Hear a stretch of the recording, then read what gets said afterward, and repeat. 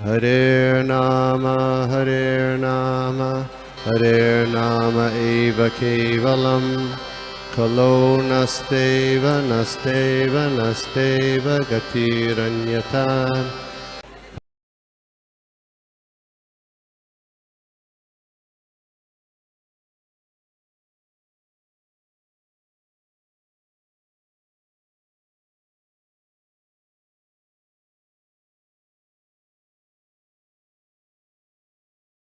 Thank you माता जी।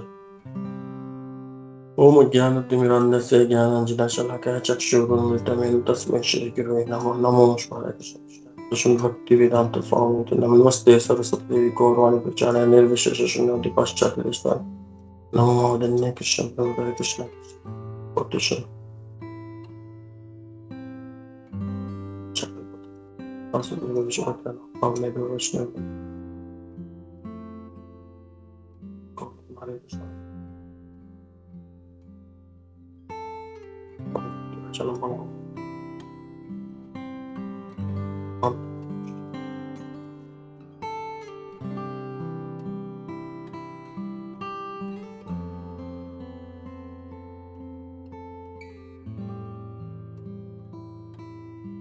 हरे कृष्णा।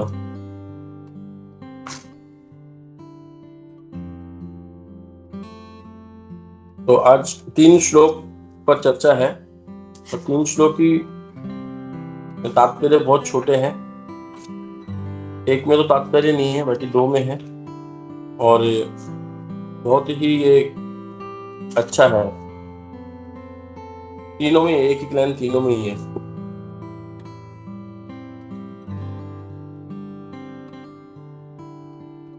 त एव मुक्तितमदेन विद्विषां दृढं प्रलब्धो भगवान् पापतिः रोषं समुत्थं शमय स्वया धिया व्योचदशों पंशं गता वयम्।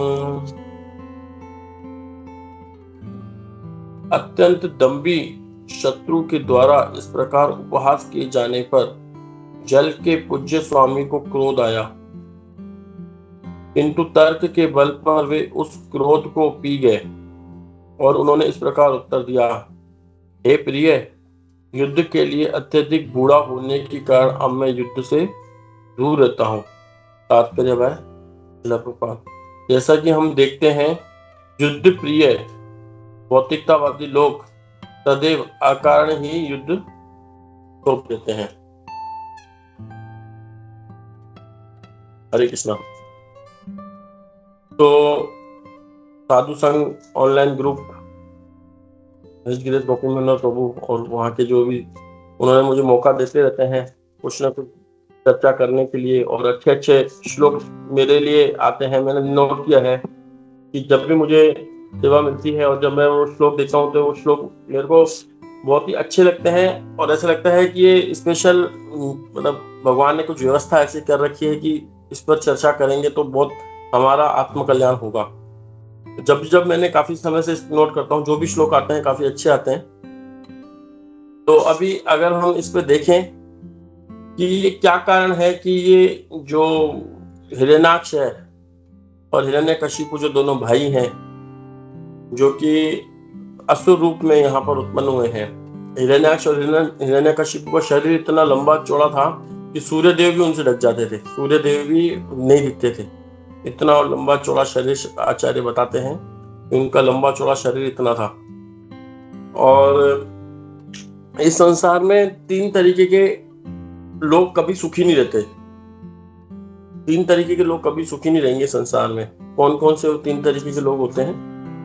एक तो जिनके अंदर कंट्रोलरशिप का भाव आता है ना, हम हर चीज को कंट्रोल में रखें, हर चीज को अब मेरे हाथों में होनी चाहिए, हर चीज मेरे हाथ में होनी चाहिए, हर चीज का ज्ञान मुझे होना चाहिए, मेरे कंट्रोल के बिना कुछ नहीं होना चाहिए। जो इस तरीके के भक्त मतलब सामान्य लोग रहते हैं ना, वो कभी सुखी नहीं रह सकते, मतलब कभी खुश नहीं रहेंगे। वो हर चीज में कंट्रोलरशिप चाहिए उनको।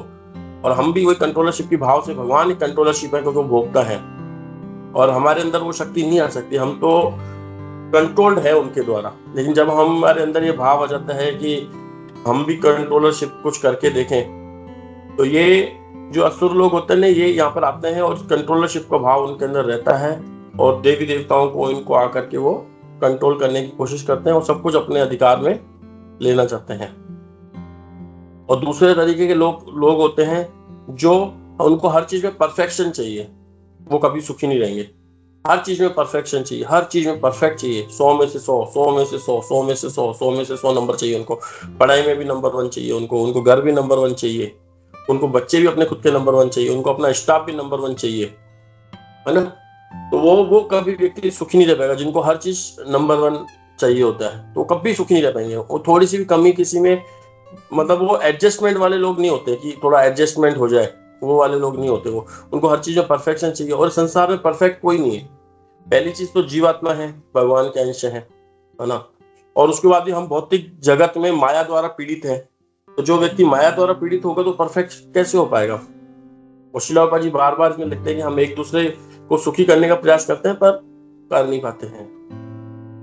तो परफेक्शन वाले भाव में अगर हम देखें तो कोई व्यक्ति हर चीज में परफेक्शन ढूंढे कि अरे यार इस भक्त को मैंने ये सेवा दी तो बिल्कुल परफेक्ट होनी चाहिए। तो हो सकता है परफेक्ट नहीं भी हो, है ना, थोड़ी बहुत कमी रह भी जाती है, तो उसमें उसको संतोष आना चाहिए। तो हर चीज में परफेक्शन नहीं मिलता है। जैसे कि पहले काफी समय पहले हम देखो, अभी तो मूवी देखना कम से कम 7-8 साल से जब से इस्कॉन में आया उसके बाद भी कुछ समय तक थोड़ा चला था, मतलब 1-8, लेकिन अब तो बिल्कुल ही बंद हो गया। तो किसी समय पर एक मूवी आई थी, आप सबने शायद देखी भी हो, इन्होंने नहीं भी देखी हो, एक वो फिल्म आई थी, वो एक हीरोइन रहती है उसमें श्रीदेवी, जो उसको हर चीज परफेक्ट चाहिए होती है, नंबर वन, हर चीज में उसको नंबर 1 चाहिए होता है। मेरा बिजनेस में नंबर 1, हर चीज में नंबर 1। तो वो हमेशा उस फिल्म में दिखाया गया है कि वो हमेशा टेंशन में रहती है, दुखी रहती है, उसको हर चीज में परफेक्शन, मैं परफेक्ट रहूं, मेरा काम परफेक्ट रहे, मैं परफेक्ट रहूं, मेरा काम परफेक्ट रहे। इस कारण वो हर किसी को, मतलब खुद तो दुखी रहती है, उस फिल्म में दिखाया गया, औरों को भी पूरी फिल्म में उसने सबको दुखी करके दिखाया था। लास्ट में उसको बुद्धि आती है कि वो सही हो जाती है।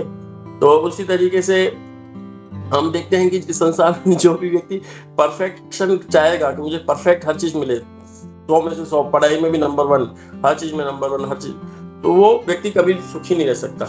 मतलब ऐसा इसमें कहने का मतलब ये भी नहीं है कि हमें अनपरफेक्ट रहना चाहिए, पर हमें पूरा प्रयास करना चाहिए परफेक्ट होने का, पूरा प्रयास होना चाहिए परफेक्ट होने का। अगर फिर भी कुछ रह जाता है कमी तो उसको भगवान के ऊपर छोड़ देना चाहिए, नहीं भगवान की शायद ऐसी इच्छा रही होगी। और खुद भी परफेक्ट हमको बनने का प्रयास करना चाहिए, और व्यक्ति नहीं बन पाते तो उन पर दया दिखानी चाहिए, ठीक है कोई बात नहीं, भगवान की माया की प्रकृति है।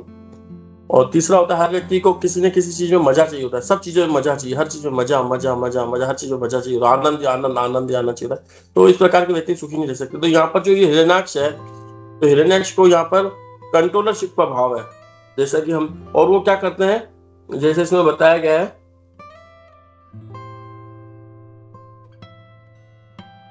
कि तात्पर्य में, जैसा कि हम देखते हैं कि युद्ध प्रिय भौतिकता आदि लोग सदैव अकारण ही युद्ध थोप देते हैं।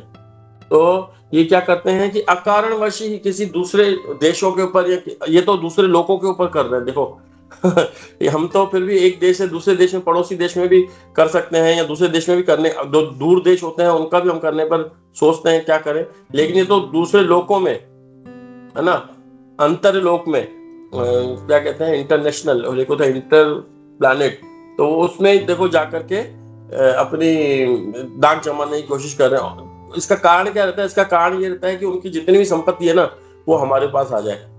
एक मुख्य कारण ये रहता है कि हम मालिक बनना चाहेंगे, तो जो उसके पास वस्तु है वो मेरे पास आ जाए तो ही हम मालिक बन पाएंगे।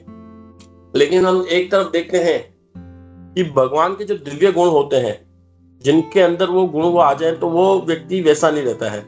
जैसा कि हम काफी उदाहरणों से हम देख सकते हैं कि भगवान श्री रामचंद्र ने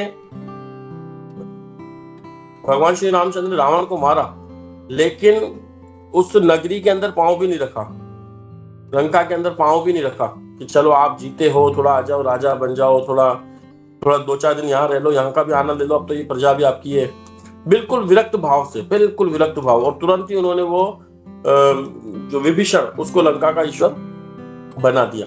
ऐसा भी नहीं कि चलो कुछ दिन अभी हमने जीता है, रावण को मारा, थोड़ा देख के आए वहां की प्रजा कैसी है, कहाँ पे मेरी सीता को उन्होंने बांध रखा था, और वहां का संसद भवन कैसा है, या जो राजमहल कैसा है, कहाँ हनुमान जी गए थे आग लगाने के लिए, कुछ भी उनके अंदर ऐसा भाव नहीं आया, तुरंत उनको दिया और अपने अगले उद्देश्य की तरफ निकल पड़े। जो उनका उद्देश्य क्या था, वापस 14 साल के अंदर हमको अयोध्या जाना है, क्योंकि भरत जो उनके भाई थे उन्होंने प्रतिज्ञा कर रखी 14 साल से एक दिन भी ऊपर तुमने लगाया तो मैं अपने शरीर को त्याग दूंगा।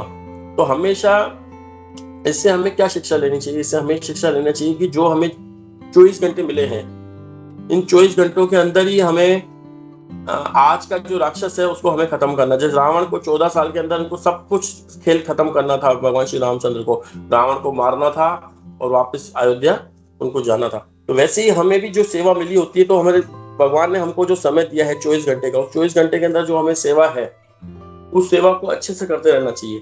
अच्छे से करने का मतलब नहीं है कि उस सेवा को लेके बैठे रहे। अगर हम किसी भी वस्तु को लेके बैठे रहेंगे ना, वो चीज परफेक्ट नहीं होगी। लेकिन अगर हम समय से करेंगे कि आपके पास ये समय है, तो वो चीज उसमें बहुत परफेक्ट होती है, बहुत अच्छे से चलती है वो चीज। समय को जब हम साथ में लेकर के चलते हैं, जैसे हम एग्जाम भी होते हैं, देखते हैं कि उस एग्जाम देने जाते हैं तो हमें 1 घंटे का टाइम मिलता है, तो 1 घंटे में हमारा विचार यहाँ वहाँ नहीं भागता है कि यार थोड़ा वहां चल, नहीं, हमारे पास समय पूरा ही है। उस समय से ऊपर हुए तो हम आउट हो जाएंगे। तो वो 1 घंटे का जो हमें समय मिलता है परीक्षा का देने में, तो उस 1 घंटे के अंदर हम केवल वही विचार करना पड़ता है, ना हम किसी और चीज को देखते हैं, ना आस पड़ोस से बात करते हैं, क्योंकि 1 घंटे का होता है। वैसे जब हम सुबह को माला भी करके बैठे तो हमारा एक टारगेट होना चाहिए कि 2 घंटे में, पौने 2 घंटे में, या 2 घंटे 5 मिनट में हमारी माला हो जानी। जो सामने घड़ी रखनी चाहिए, उस घड़ी को देखते हुए घड़ी बढ़ती जा रही। ऐसा नहीं कि 16 माला करनी है, वो पूरा दिन कभी भी हम कर सकते हैं 16 माला, फिर वो माला नहीं होगी हमारी, फिर वो माला में आनंद भी नहीं आएगा, मजा भी नहीं आएगा, पूरा दिन खराब हो जाएगा हमारा। लेकिन 1 घंटा हमें श्रवण करना ही टाइम चालू कर दिया हमने। उस टाइम को चालू करने के बाद ही हमको उसके दौरान ही हमें सेवा करनी है। नहीं तो हमारा मन तो बहुत इधर उधर भागता है, फिर हम सोचते हैं कि वो 1 घंटे वाला काम 1.5 घंटे में होगा, 1.5 घंटे वाला 2 घंटे में होगा, तो पूरा दिन हमारा ऐसा निकल जाता है। तो हम देखते हैं कि यहाँ पर क्या हुआ कि जो हिरण्याक्ष था इसने काफी शक्ति अर्जित कर रखी थी। इतनी शक्ति उसने अर्जित कर रखी थी कि वो जहां जाता था ना सबको चित कर देता था, मतलब सबको अपने कंट्रोल में कर लेता था, और उसके जो उनकी वो जो भूमि थी या जो उस पर कब्जा कर लेता था। और इसका कारण क्या था कि वो हमेशा हिरण्यकशिपु को प्रसन्न करने में लगा रहता था।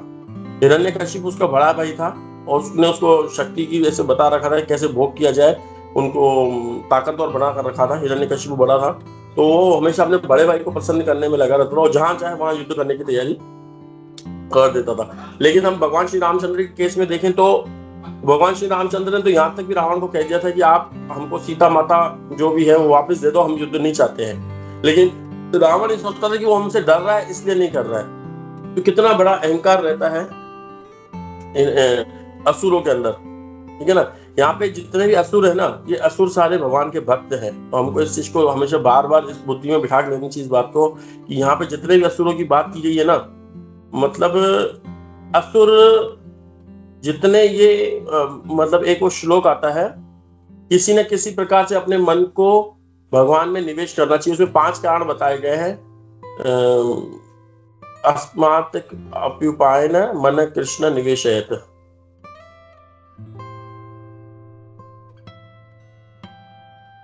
तस्मात् केन उपापायेन मन कृष्ण निवेशयत, किसी भी प्रकार से अपने मन को निवेश करना चाहिए। 5 कारण था, उसमें एक कारण क्या था, ईर्ष्या मतलब द्वेष के कारण भी भगवान में अपने मन को लगा रखना चाहिए। एक ये भी है इसमें। राजा वेन थे, जो राजा वेन ने किसी भी उनके अंदर कोई 5 में से कोई भी कारण नहीं था कि भगवान के में मन लगा सके। लेकिन जैसे कंस ने और रावण ने अपना मन को भगवान में ईर्ष्या के कारण, द्वेष के कारण लगा रखा था। तो आचार्य यहाँ पर ये भी बताते हैं कि मतलब किसी सामान्य जीव में इतनी शक्ति नहीं होती कि इतना द्वेष, जितना कंस ने और जितना रावण ने द्वेष किया था भगवान राम से, इतना एक सामान्य जीव भगवान से द्वेष कर पाए, इतनी उनके अंदर शक्ति नहीं होती है सामान्य जीव के अंदर। लेकिन भगवान के साथ जो पार्षद यहाँ पे लीला करने के लिए आते हैं, उनको एक पावर दी गई होती है कि इतना वो द्वेष कर सके। हम लोग इतना द्वेष करके भगवान को चिंतन नहीं कर सकते कि सारा दिन हम भगवान को द्वेष कर सके, हम सामान्य जीव हैं। तो इसीलिए हमको अनुकूल भाव से ही भगवान को के प्रति प्रशंसा करनी चाहिए, हमें उनके गुणगान करनी चाहिए। तो ये हिरण्याक्ष जहां भी जाता था तो वहां के जो निवासी थे पहले चेकआउट हो जाते थे, बोले खाली कर दो, अब हम इनसे युद्ध नहीं कर पाएंगे, अपने आप को पहले हरा देते थे और सबको छोड़ छाड़ करके वहां से भाग जाते थे। तो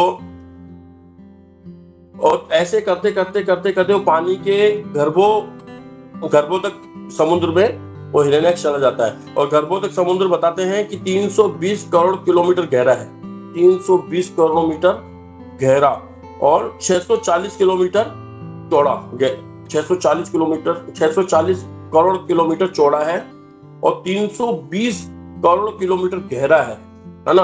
और अब उसके जहां भी जाता सब हार जाते थे, मतलब पहले हार मान लेते थे, मतलब कि ठीक है इससे कौन युद्ध कर पाएगा, हम जीत तो पाएंगे नहीं वैसे ही, तो इससे अच्छा अपने आप को सरेंडर कर दें इनके आगे, और सरेंडर करके अपने आप को भगा देते थे वहां से। ऐसा होता था। लेकिन अभी इनके अंदर जो शक्ति थी ना, ये शक्ति मतलब कोई आए सामने, कोई जिससे हम लड़ सके, उनके अंदर लड़ने का बहुत मन कर रहा था, कोई ना कोई आए जिससे हम लड़े। और हम देखते हैं कई बार जो लोग जिम जाते हैं, एक तो व्यायाम होता है कि ठीक है हमने थोड़ा व्यायाम कर लिया, लेकिन यहाँ पर हमको जिम में तो बिल्कुल ऐसे बॉडी ऐसे बना के दी जाती है और एक पता नहीं वो क्या लटका हुआ होता है, तो अकारणवश उसको मारते रहते हैं अपने आप को परफेक्ट करने के लिए, खट खट खट उसको मारते रहते हैं और अपने हाथों को मजबूत करते रहते हैं। तो उनके हाथों में से खुजली टाइप कैसे हो जाती है, कोई मिले तो हम किसी से पता तो पड़े कि हमारी जो ये शक्ति है किसके ऊपर दिखाए तो सही हम अपनी शक्ति। तो हिरण्यकशिपु ने क्या किया, हिरण्याक्ष ने वो गर्भोदक जो समुद्र था, गर्भोदक समुद्र उसके अंदर चला गया और जो उसकी गदा थी उससे बहुत तेज मारता था उस पानी को, और पानी की लहरें ऊपर ऊपर तक उछलती थी और ऐसे मारता मारता मारता मारता पानी की, और हवा में ऐसे करेंगे तो आनंद नहीं आएगा ना, क्योंकि हल्का घूमेगा, लेकिन पानी के अंदर जैसे करेंगे तो बहुत वजन लगता है, दम लगता है, बल लगता है उसके अंदर करने पर। तो जैसे इसमें ये करते थे तो वो पानी उछलता था, तब जाके उसको लगता था कि मेरी शायद कुछ ताकत है, ये पानी देखो मैंने यहाँ से वहां तक, और ऐसे घूमते घूमते घूमते घूमते घूमते कहाँ पहुंचा, वरुदेव की नगरी विभावरी में पहुंचा। तो विभावरी में पहुंचा, ऐसे घुमाते घुमाते घुमाते घुमाते पानी को, तो उसके अंदर कुछ लड़ने का मन था कि कोई मेरे से लड़े, कोई दो चार हाथ की कुछ हो, तो वो उसको कोई मिल नहीं रहा था ऐसा। तो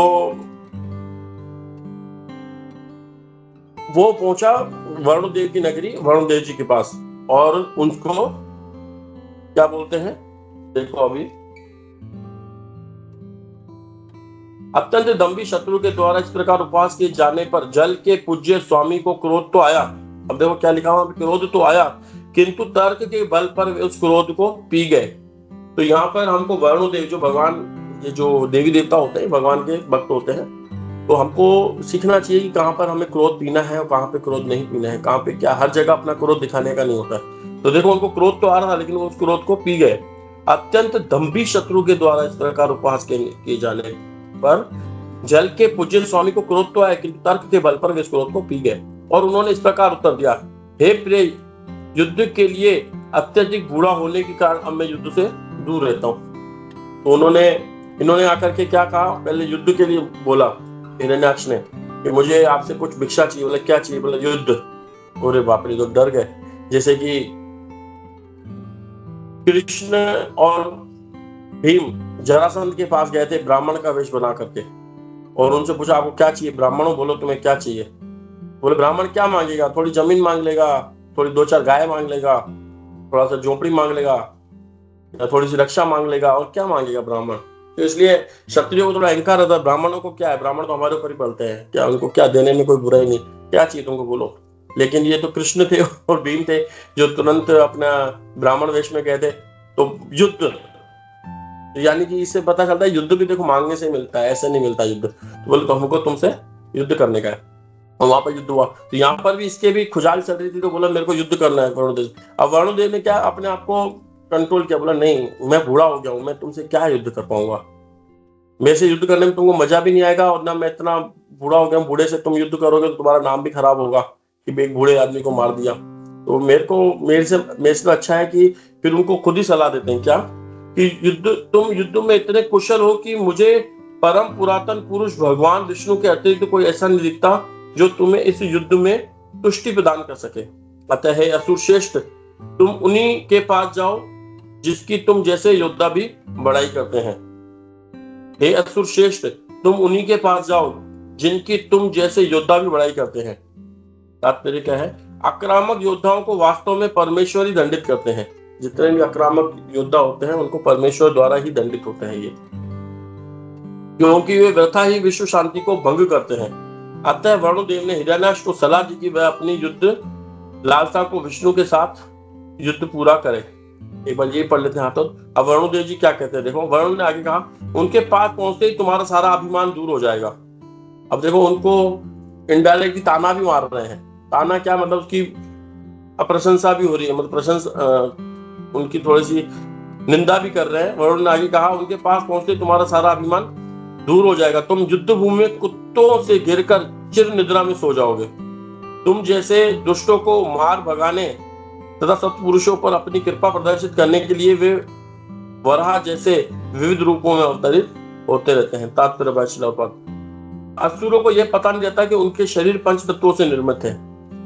देखो अब ये जो यहाँ पर अभी जब आगे हम चलेंगे तो इसमें क्या एक युद्ध चालू हो जाएगा, किसमें, हिरण्याक्ष में और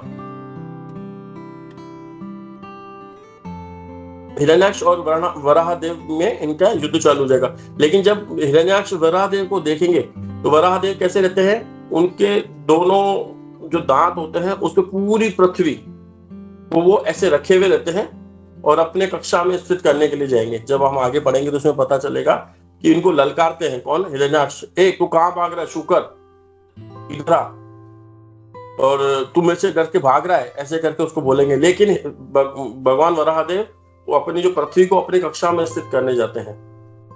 और हमको देखना चाहिए कि भगवान की लीलाएं कितनी अच्छी हैं कि जिस पृथ्वी को वैज्ञानिक लोग अच्छे से समझ भी नहीं पाते हैं, जिस पृथ्वी को वैज्ञानिक लोग अच्छे समझ नहीं पाते, जो थोड़ा बहुत समझते भी हैं वो भी उनकी एक मानसिक कल्पना होती है, कोई उनको पूरा परफेक्ट नहीं होता उनका कि हाँ भाई ऐसा ऐसा है।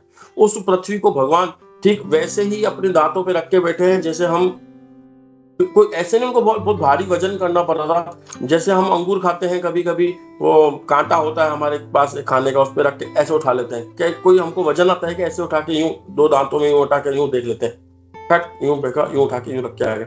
वैसे एक अंगूर के दाने के जैसे बराबर वो इतनी बड़ी पृथ्वी को जो उसको अपने कक्षा में स्थित करके आते हैं।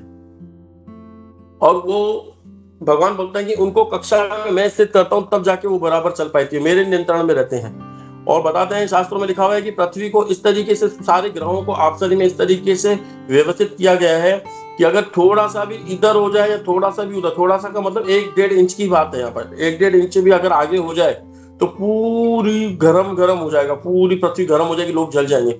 और 1 इंच अगर उधर चला गया तो पूरा ठंड से बर्फ जम जाएगी। लेकिन उसको इस तरीके व्यवस्थित किया गया है कि प्राणी को, जीवात्मा को बराबर सारी चीजें मिलती है और अपने कक्ष में घूमती रहती है। और इतने तरीके से, इतने किलोमीटर लिखा हुआ उसमें आंकड़ा, इतने तेज घूमती है कि आज हम यहाँ पे बैठे हैं, हमारी पृथ्वी इतनी तेज घूम रही है, बिल्कुल स्पीड से घूम रही है। देखो हमारा मोबाइल वगैरह जो भी हमारे आंखों में रखा हुआ है, टेबल रखा हुआ, कोई हिल रहा है क्या? नहीं हिल रहा ना। कोई किसी को वॉमिट वगैरह आ रही है कि जैसे हम झूले में चलते हैं, झूले थोड़ा बहुत ज्यादा घूमते हैं तो चक्कर आने लग जाते हैं, वॉमिट आने लग जाती है। लेकिन पृथ्वी उससे भी तेज घूम रही है, तो थोड़ा सा भी किसी को ऐसा हुआ है क्या, कुछ ऐसे घूम रहे लग रहा है क्या? नहीं लग रहा। तो भगवान का परफेक्शन कितना परफेक्ट है और असुर लोग ये नहीं समझ पाते हैं। शिलापाद कहते हैं कि एक व्यक्ति को एक फूल को देख करके समझ जाना चाहिए कि भगवान है। ये फूल कितने अच्छे तरीके से, देखो कितने क्वांटिटी में अंदर से निकल रहा है, कितने सुंदर कलरों में निकल रहा है और क्या उसके अंदर खुशबू होती है, हमको देख जाना चाहिए। कोई व्यक्ति, कोई ऐसी फैक्ट्री नहीं है जो जितने पूरे विश्व में जितने फूल खिलते हैं, कोई ऐसी फैक्ट्री बन जाए कि ऐसी फूल अपने आप उग सके, नहीं बना सकते। और फूल बनाने वाला व्यक्ति भी जो होगा वो नकली फूल बना सकता है कागजों के, इनके, लेकिन उसमें खुशबू नहीं रहेगी। और अगर वो जो मटेरियल भी लेगा, वो मटेरियल भी भगवान के तत्वों से ही लेगा। तो हमको, और भगवान वराहदेव इतनी बड़ी पृथ्वी को अपने उस पर रख के लेके जा रहे हैं और इनको देख करके भी हिरण्याक्ष को समझ में नहीं आया कि ये विष्णु भगवान है, बल्कि ये सोचते थे कि ना, अभी जब हम आगे अभी हिरण्याक्ष का इसमें वध होगा। हिरण्याक्ष का वध होने के बाद हिरण्यकशिपु अपने घर वालों को प्रीचिंग करेंगे कि कोई जन्मता नहीं है, कोई मरता नहीं है, कुछ ये ठीक उसी तरीके से है जिस तरीके से समुद्र में कचरा होता है, कचरा आकर के एक इकट्ठा हो जाता है, फिर एक लहर आती है तो सब छिन्न भिन्न हो जाता है। ये हिरण्यकशिपु आगे जाके प्रीचिंग करेंगे, देखना उनको। और फिर उसके बाद उसी प्रचार के दौरान फिर वापस अपने पता नहीं कौन से असुरों को बुलाएंगे, असुरों को बुला करके बोलेंगे कि विष्णु को खत्म करना है हमें। और विष्णु को शक्ति मिलती है ब्राह्मणों से, उनके हवन से, उनके यज्ञ करने से, और उनको ब्राह्मणों को इनको पूरे सबको समाप्त करो। ये अभी हम आगे जब पढ़ेंगे तो हमें पता चलेगा। तो हिरण्यकशिपु जो था उसको ये लगता था कि जो भगवान विष्णु को जो शक्ति मिलती है वो जो ब्राह्मण जो यज्ञ करते हैं उनसे उनको शक्ति मिलती है। लेकिन ऐसा उनको ये पता नहीं था कि उनको इसलिए शक्ति मिलती, भगवान स्वयं शक्तिमान है, उनको किसी शक्ति की जरूरत नहीं रहती है, ये उनको आइडिया नहीं था। तो वो देखते थे कि मैं इन ब्राह्मणों से यज्ञ कराना बंद कर दूंगा, इनके हवन वगैरह बंद करा दूंगा तो विष्णु को शक्ति मिलना बंद हो जाएगी और फिर मैं यहाँ पे अमर हो जाऊंगा। ये आगे जाकर के हमको चलेगा। तो हिरण्यकशिपु जो है, हिरण्याक्ष जो है, हिरण्याक्ष उनसे देख रहा है कि उनको इतनी बड़ी पृथ्वी लेके जा रहे हैं, है ना, और फिर भी वो समझ नहीं पाया कि ये भगवान है। क्यों? क्योंकि माया। माया। अब देखते हैं कि ये लड़ाई जो अब चलेगी, अगर हम थोड़ा सा अगर हम उसको देखें कि ये जो लड़ाई चलेगी, ये लड़ाई किसके बीच में चलेगी, हमको दिखेगा कि ये लड़ाई एक हिरण्याक्ष और वराहदेव के बीच में चल रही है। लेकिन एक अगर हम अंदर गहराई से देखें तो ये लड़ाई एक सच्चिदानंद और पंच तत्वों के शरीर के बीच में चलती है लड़ाई। ये जो अब लड़ाई, जब इनका युद्ध होगा आगे, जब आप देखोगे इनका भी युद्ध होगा। देखो भगवान वराह तथा असुर हिरण्याक्ष के मध्य युद्ध, बहुत भयंकर युद्ध होगा इनका, और बहुत मजे ले करके भगवान इनको मारेंगे। और श्रील प्रभुपाद तात्पर्य में लिखेंगे कि जिस तरीके से और भगवान उनको मौका भी देंगे कि ना, एक जैसे भगवान के जो गदा होगी ना वो निकल जाएगी तो असुर को लगेगा, हिरण्याक्ष को लगेगा, देख इस बार मैंने किया तो उसका हाथ से गदा छूट गई, अब तो मैं इसको मार सकता हूँ, ठीक है ना। उनको मौका देंगे भगवान, थोड़ा सा लगेगा कि हाँ भाई ये तो तेज है ना। वैसे भगवान हमको भी जीवन में कभी कभी ऐसा मौका देते हैं कि लगता है कि हम तो कितना ज्यादा कर रहे हैं, कितना हमको तो आता है। कि भगवान ऐसा मौका देते हैं, लेकिन वो मायावी मौका होता है, हमको ऐसे नहीं सोचना चाहिए। लेकिन हिरण्याक्ष को मौका देंगे, उनको लगेगा कि यार मैंने एक मारा और भगवान की गदा छूट गई, तो ऊपर से देवी देवता चिल्लाने लग जाएंगे, अरे ये क्या हो गया, अरे ये क्या हो गया, अरे क्या हो गया। लेकिन भगवान उनको लास्ट में तात्पर्य में श्रील प्रभुपाद जी लिखेंगे कि जैसे एक जो गांव के जो बच्चे होते हैं ना, हम तो शहर के हैं, गांव में जो बच्चे होते हैं ना, जब उनके गांव में जब सांप आ जाता है ना, तो हम तो देखो हमारे घर पे अगर कोई बिच्छू कॉकरोच आ जाता है ना, हम डर जाते हैं, है ना, हम डर जाते हैं। हमारे घर पे बिच्छू कॉकरोच दिख जाए या घर में आ जाए तो हम डर जाते हैं, क्योंकि शहर के लोग हैं ना। या कोई छिपकली भी दिखती है तो ऐसे घेरने से जाती है, ठीक है ना। चूहा भी घर पे आ जाता है तो थोड़ा सा हमको लगता है कौन उठा के बाहर फेंकेगा, पिंजरे में पकड़ के बाहर छोड़ के आते हैं हम, है ना। लेकिन जब गांव में जब कोई सांप आ जाए तो हमारे तो छोड़ो, हमारी क्या हालत होगा। अगर हमारे शहरों में जो हमारे फ्लैट होता है 3 BHK 2 BHK जिसके अंदर AC लगी हुई होती है और बढ़िया सा शानदार मखमल गद्दे पे हम सोते रहते हैं, और उस पर कोई एकदम से सांप आ जाए इतना बड़ा और सुबह को आंख खुले, तो हम शायद हो सकता है कि हम जैसे लोगों का तो हार्ट अटैक ही हो जाएगा इतने बड़े कोबरा सांप को देख करके, है ना। हमने कभी देखे नहीं है शहरों में ऐसे सांप वगैरह। लेकिन गाँवों में जब ये गाँवों में जब ये सांप वगैरह कोई ऐसा आ जाए ना, तो जो गाँव के जो बच्चे होते हैं ना बहुत मजे लेते हैं उसका, पकड़ लेते हैं उसको, कोई पीछे से पकड़ लेता है, कोई आगे से पकड़ लेता है, और इतने मजे ले लेकर के उसको कभी यहाँ भगाते हैं, कभी वहां भगाते हैं, कभी घुमा घुमा कर फेंकते हैं और लास्ट में उसका वध कर देते हैं, ठीक है ना। बहुत आनंद लेते हैं। मतलब बच्चे, मतलब ऐसा नहीं है कि बच्चों को मतलब मारने में कुछ तकलीफ हो रही है, बच्चे उसको मारने में बल्कि आनंद ले रहे हैं। वाह क्या मजा आ रहा है, कोई दिखे तो सही हमको। कई बार चूहों के पीछे वो बांध देते हैं धागा, चूहा थोड़ा आगे भागता है उसको पीछे फेंक ले आते हैं। सांपों के साथ भी ऐसे ही करते हैं, सांपों को घुमा घुमा के मार दे, लास्ट में उसको खत्म कर देंगे, मार देंगे। तो श्रील प्रभुपाद जी बताते हैं कि जिस तरह से देहात में, गाँव में सांप को दिखते ही जो वहां के बच्चों को आनंद मनोरंजन हो जाता है, उसको मार मार के फेंक देते, घुमा घुमा करके मार दे। ठीक उसी तरीके से भगवान वराहदेव हिरण्याक्ष को मजा ले लेके मारेंगे। ऐसे नहीं भगवान चाहे तो एक बार में हार्ट अटैक देख सकते हैं उसको, खट खत्म हुआ, उसमें मजा नहीं आएगा। मजा तब आता है जब युद्ध थोड़ा लंबा चले, ऊपर देखने वालों का और मनोरंजन हो कि अब किसकी बारी, अब किसकी बारी, तो भगवान भी आनंद ले लेकर के उसको मारेंगे। और इतना आनंद ले लेके मारेंगे कि उसका उदाहरण वहां पे दिया गया है कि जैसे बच्चे, गांव के बच्चे जैसे सांप को उठा उठा करके मारते हैं ना, उसी तरीके से। तो ये लड़ाई अब किस किस के बीच में चल जाएगी, एक पंच तत्व का शरीर और एक सच्चिदानंद शरीर। भगवान का शरीर सच्चिदानंद होता है, किसी भी समय पर वो सच्चिदानंद ही रहेंगे। चाहे वो 6 दिन के बालक हो तो पूतना आ जाए, तो ऐसा नहीं है कि पूतना का शरीर कितना भारी था, पंच तत्व से बना हुआ था, पंच तत्व का शरीर था उनके पास, लेकिन पंच तत्व का शरीर किसी काम का नहीं है। जो हमारे शरीर है पंच तत्व का, इसमें ज्यादा शक्ति नहीं होती है, इसमें थोड़ी सी शक्ति होती है। और भगवान का शरीर सच्चिदानंद होता है, जो 6 दिन के होकर के भी भगवान ने पूतना को मार दिया, है ना। वैसे ही यहाँ पर हिरण्याक्ष का जो शरीर है वो पंच तत्वों से बना हुआ है, लेकिन वराह देव का अवतार सच्चिदानंद है, वो शुक्र रूप में, तब भी उनकी शक्ति उतनी पूरी बनी रहेगी। और शुक्र देव भगवान, वराह भगवान हिरण्याक्ष का वहां पर वध करेंगे। तो यहाँ पे जब हम देखते हैं कि जो भी व्यक्ति अपने आप को शरीर मानता है कि ये मैं शरीर हूं, ये मैं जो शरीर हूं, लेकिन अंदर बैठी हुई आत्मा को जो नहीं देख पाता है, वो बुद्धिमान नहीं होता है। जैसे असुर लोग का यही होता है कि वो अपने शरीर से ही सबको संबंधित रखते हैं, शरीर से संबंधित व्यक्तियों को अपना मानना, शरीर को अपना मानना, शरीर को मैं मानना, ये सबसे बड़ा अज्ञानता का कारण होता है। और यहाँ से ही फिर हम नई शुरुआत हो जाती है नए जीवन की, जो एक गहनतम अंधकार की तरफ ले जाती है। जो व्यक्ति बस पहला आत्म साक्षात्कार का यही है कि मैं ये शरीर नहीं हूं, बल्कि अंदर बैठा हुआ एक आत्मा हूं, सच्चिदानंद आत्मा हूं, जो मेरा उद्देश्य भगवान की सेवा करने का है। लेकिन जो व्यक्ति अपने आप को, जो आईने में देख करके अपने आप को मानता है कि मैं हूं, और इससे उत्पन्न जितने भी शरीर दूसरे हैं या इनसे उत्पन्न जो समाज है उनको अपना मानता है, वो सबसे पहला कारण ही है कि वो अज्ञानता के रास्ते में भटक गया। जिस तरीके से मानो कि हम मैथ्स में प्रश्न सुलझाते हैं, और मैथ्स में प्रश्न सुलझाते सुलझाते नीचे उत्तर तक आते हैं, अगर पहले वाले में अगर कुछ गलती हो जाए, मानो कि एक उदाहरण के लिए 100 में से किसी को 2 घटाने हैं तो 98 हो गया, फिर 98 में से 6 घटाने हैं तो 92 हो गया, 92 में से फिर 2 घटाओ तो 90 हो गया। तो अभी हमने क्या किया, सबसे पहले 100 में से 2 घटाए तो 98 हुआ। अगर कोई व्यक्ति 100 में से 2 घटा करके 97 हो जाए, मतलब 100 - 2 = 97, तो जबकि उत्तर होना चाहिए 98, अब उसने उत्तर लिखा 97। अब उसके बाद जो भी होगा ना, जितना भी प्रश्न का उत्तर कहाँ भी लेके जाओगे ना, वो लास्ट वाला गलत ही होगा।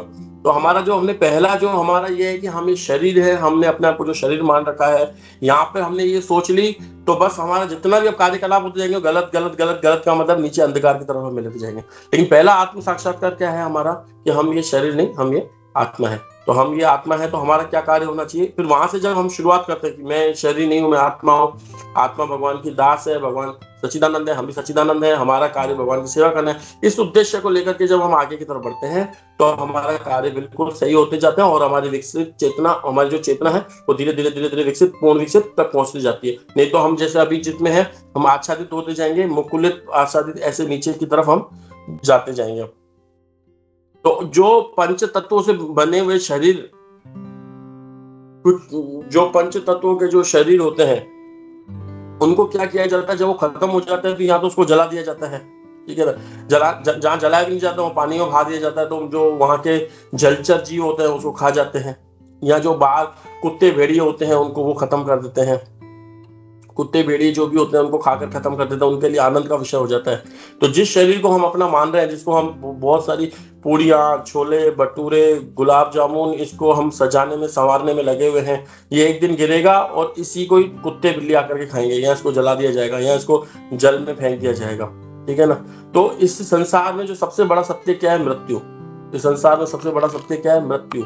और मृत्यु और जीवन जो हम तैयारी करते हैं जन्म से लेकर के लास्ट में मरण तक, तो उसमें हमारे क्या प्रैक्टिस होनी चाहिए, हमारी प्रैक्टिस होनी चाहिए आर्ट ऑफ डाइंग। मरना कैसे सीखें, मरना किस तरीके से हम मरे, ये एक जीवन का बहुत बड़ा उद्देश्य आना चाहिए। संसार का सबसे बड़ा उद्देश्य, प्रत्येक जीवात्मा का ये उद्देश्य होना चाहिए कि हमको मरने की कला आनी चाहिए, कि किस तरीके से हमें अपना शरीर छोड़ना आना चाहिए। और उसके बाद भी अगर कोई भक्ति मिल जाए, अगर किसी गुरु कृष्ण कृपा पावे भक्ति लता बीजे, ब्रह्मांड ब्रह्मिते कोनो भाग्यवान जीवा, गुरु कृष्ण कृपा पावे भक्ति लता बीज है।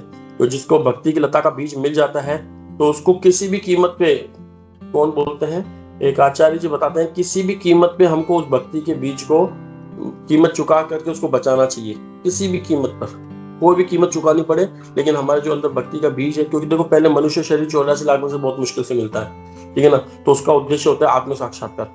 अगर किसी का आत्म साक्षात्कार हो गया है, ठीक है ना, कि मैं ये शरीर नहीं, मैं आत्मा हूँ और भगवान की सेवा करना, ये अगर उसके बुद्धि में बैठ गया, तो उसको फिर किसी भी कीमत को चुका करके अपने इस भक्ति को जो बीज जो हमको गुरुदेव ने दिया है, इसकी हमें रक्षा करनी चाहिए, और इस तरीके से अपने जीवन को आगे बढ़ना चाहिए। तो आज से जो हमको 3 श्लोक है, इसमें हमको ये शिक्षा मिलती है कि जो व्यक्ति असुर स्वभाव के जो लोग होते हैं, उनके अंदर कंट्रोलरशिप का भाव होता है, जहाँ जाते हैं अपनी सत्ता जमाने की कोशिश करते हैं, और ऐसे लोगों को फिर भगवान दंडित करते हैं। हम इस संसार में भी देखते हैं कि जो लोग बहुत ज्यादा 2 की 4, 4 की 6, 6 की 8 करते हैं, जिनके पास 2 घर है उनको 4 घर चाहिए, जिनको 4 के 8 चाहिए, लेकिन वो कमाते कमाते इतने बूढ़े हो जाते हैं, उनको काल इतना प्रभाव, इतना मूर्ख बना देता है, या काल की जो शक्ति होती है उनके शरीर को क्षीण करने में लगा देती है। लास्ट में उनको पता चलता है कि मैंने इतना कमाया किसी काम का नहीं है, अब मैं भोग नहीं कर पाऊंगा इनको, है ना। तो इस तरीके से भगवान उनको दंडित करते हैं, और भगवान दंडित करने के बाद यहाँ पे लास्ट में दिखाया गया है कि उनको असुरों को ये पता नहीं रहता कि उनके शरीर पंच तत्वों से निर्मित है, कि जो पंच तत्व से निर्मित है वो मर के ही रहेगा, मतलब वो खत्म होगा ही होगा। मरने पर उन्हें कुत्ते तथा गिद्ध आनंद पूर्वक खाएंगे।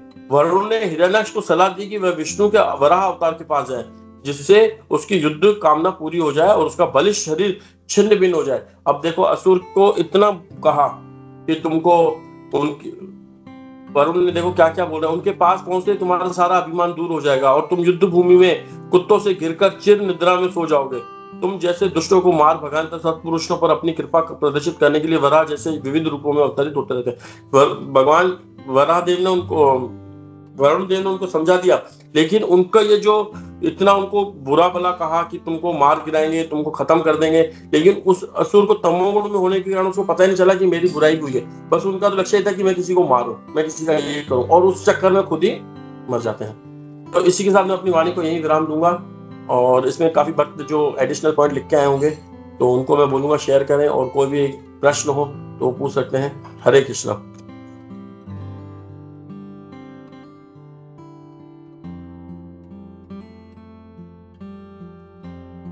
हरे कृष्णा प्रभु जी, दंडवत प्रणाम। हरे कृष्णा, सभी भक्तों को मेरा प्रणाम।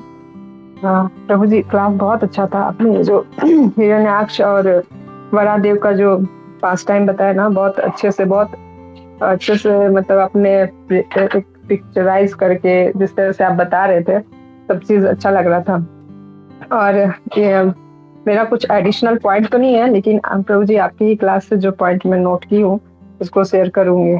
पहला, आपने जो भगवान राम जी के बारे में बताया, कैसे भगवान राम ने 14 वर्ष अपना जो टाइम फिक्स करके उन्होंने वो रावण को युद्ध में हरा करके और फिर वापिस लंका, ये अपना जो है वो वापिस आए अपना द्वार या अयोध्या।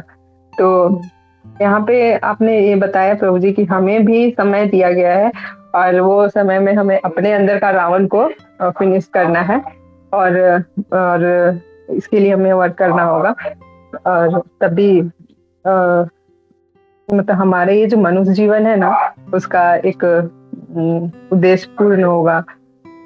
और प्रभु जी आपने फिर ये बताया कि हमें ये मतलब पहला आत्म साक्षात्कार क्या है हमारे लिए, कि हमें यह समझना कि हम शरीर नहीं है, हम आत्मा है।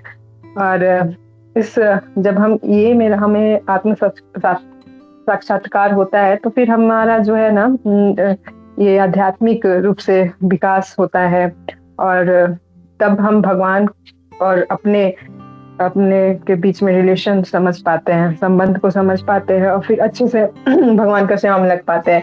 क्योंकि जब ये आत्म साक्षात्कार होता है कि हम भगवान के अंश हैं, और हम भगवान के मतलब मार्जिनल पोटेंसी है, और हमें उनका सेवा करना है, और यही हमारा उद्देश्य है। और लेकिन अगर हम अपने आप को शरीर मान करके बैठते हैं तो फिर यही जो अशूरी गुण हमारे अंदर उत्पन्न होता है, और फिर हम क्या करते हैं कि ये जो भौतिक आसक्ति, भौतिक चीज पे अपना जो प्रभुत्व जो है वो जमाना चाहते हैं। और आपने ये भी बताया ना प्रभु जी कि असुर का मतलब यही है। पहला तो ये हम लोग प्रीवियस क्लास में समझे थे कि असुर का मतलब है कि जो भगवान के अकॉर्डिंग नहीं चले और भगवान के विपरीत चले। और दूसरा क्या है ये जो जो भौतिक वस्तु है ना, जो सारा चीज उस पे अपना कंट्रोल जमाने का प्रयास करे और उसको भोग करने का प्रयास करे, तो वो अशूरी गुण है, जो कि हमें ये सब चीज से मतलब ये करना है, बाहर निकलना है, तभी हमारा कुछ हो पाएगा। नहीं तो फिर हम इस पंचभूत वाले शरीर हमें मिलेंगे और पता नहीं और फिर कौन सा शरीर मिलेगा पता नहीं, लेकिन हमें इस भक्ति के माध्यम से अपना जो है जीवन को ये करना है, साक्षात्कार करना है। हरे कृष्णा प्रभु जी, धन्यवाद प्रणाम। माता जी, थैंक यू, आपने इतना ध्यानपूर्वक सुना।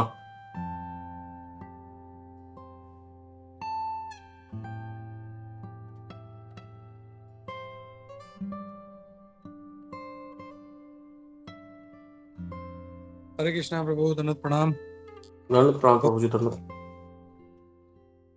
थैंक यू, बहुत अच्छा क्लास था। सॉरी मैं पूरा नहीं सुन पाया, बीच बीच में काम की वजह से मैं बिजी हो गया था, तो बट पता है आपका क्लास हमेशा अच्छा रहता है, वंडरफुल।